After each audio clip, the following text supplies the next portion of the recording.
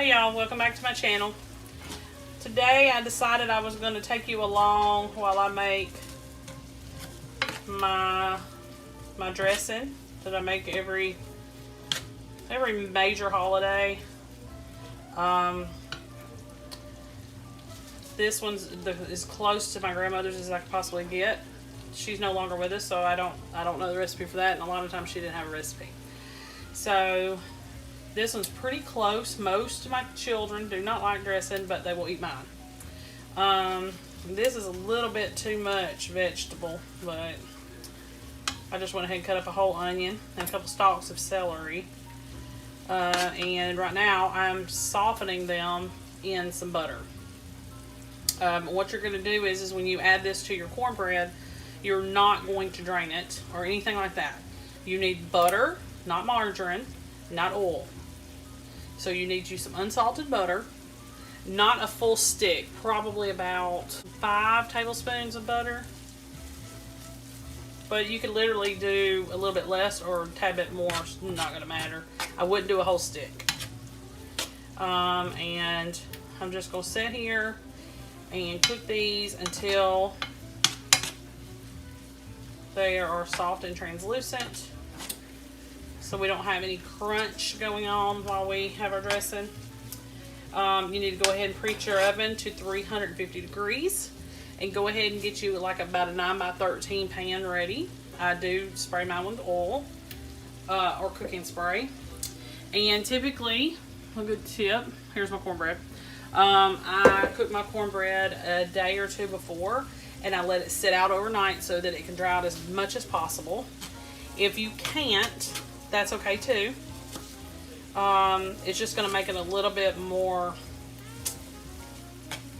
moisture, and I don't really like that. I like it more dry, not like stuffing, but there's a little bit of a difference. So if you ever can experiment with that, you'll see what I'm talking about.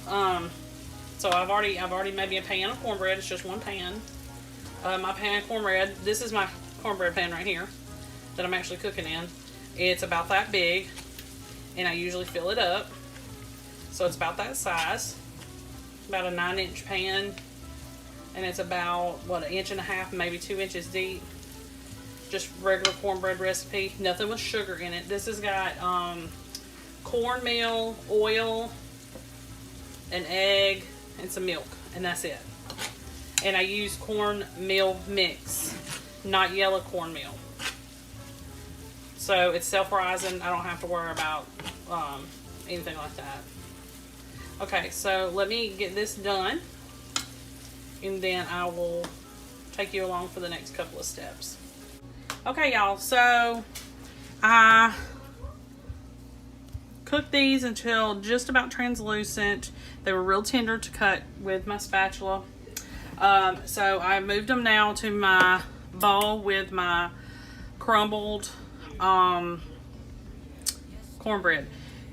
The way I make the dressing, you don't have to worry too much about it being cut perfectly into little squares and all that. I just broke it up.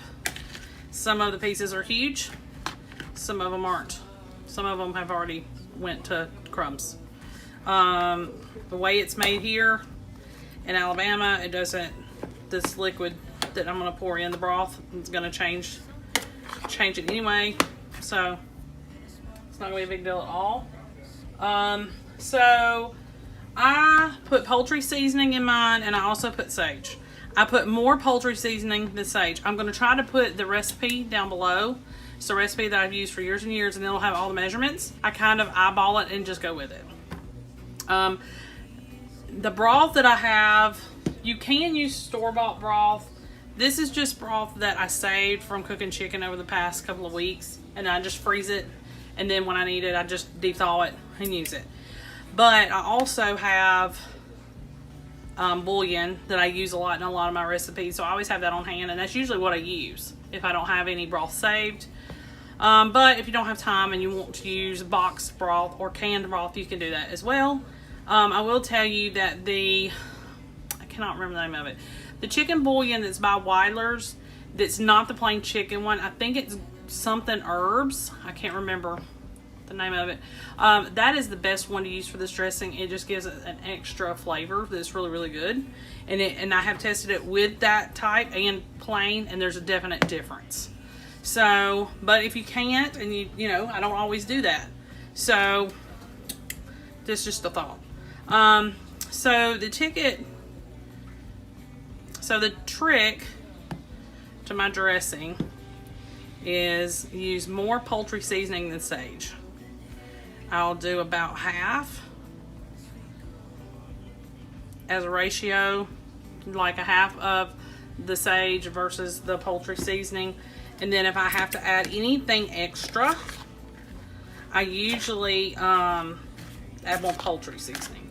You will also put salt and pepper in this, and you can do that to taste. But I do, in the recipe, actually have the measurements, so you'll know what to do. Be careful with your salt, because your broth is going to be salted unless you get low sodium. So just be careful. Okay. So I'm going to go ahead and start adding this broth. I may have to make up more. I don't even know if this is going to be enough. We'll see. I usually need about 3 cups worth. And this I don't think is quite that much. I've used all of it. Yeah, I think I'm going to need at least another cup's worth.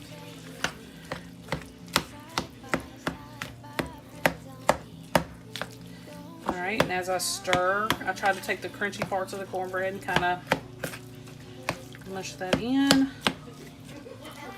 Alright, I do like to have just a little bit extra liquid. Okay, so the main thing you need to do is find a balance between the moisture versus the dryness and all that. If you do too much moisture, it's going to be cake-like.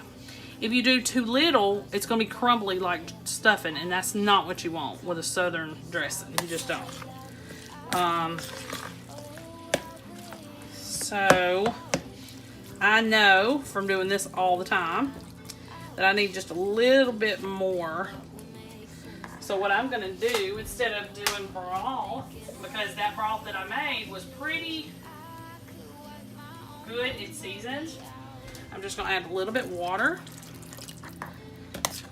And I could have added it to my actual broth, but it's about the same. So I just need just a little bit more liquid. And it's still flavored just like it was. There. Just a little bit. So see how it's soupy? Let me make sure y'all can see. It's soupy, but it's not too soupy. You can still see the cornbread. The cornbread is also very crunchy. So that's good because that's going to help, you know, it's going to soak up any excess liquid.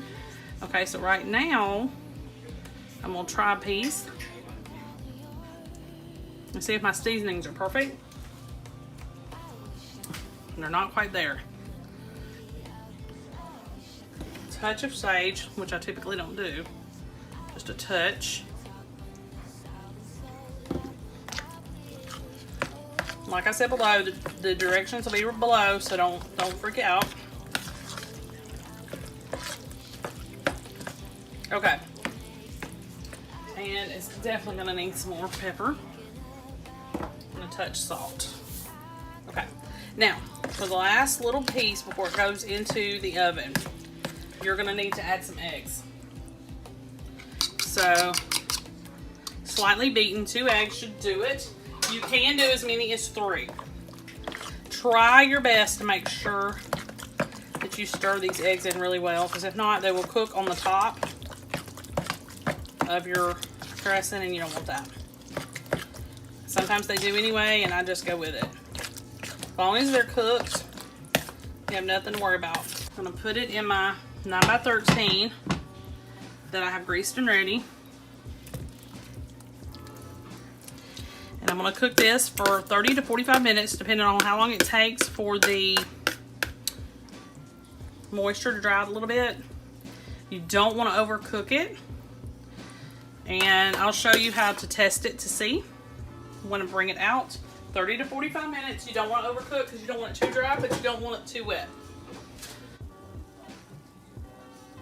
Okay, y'all, so this is the finished product.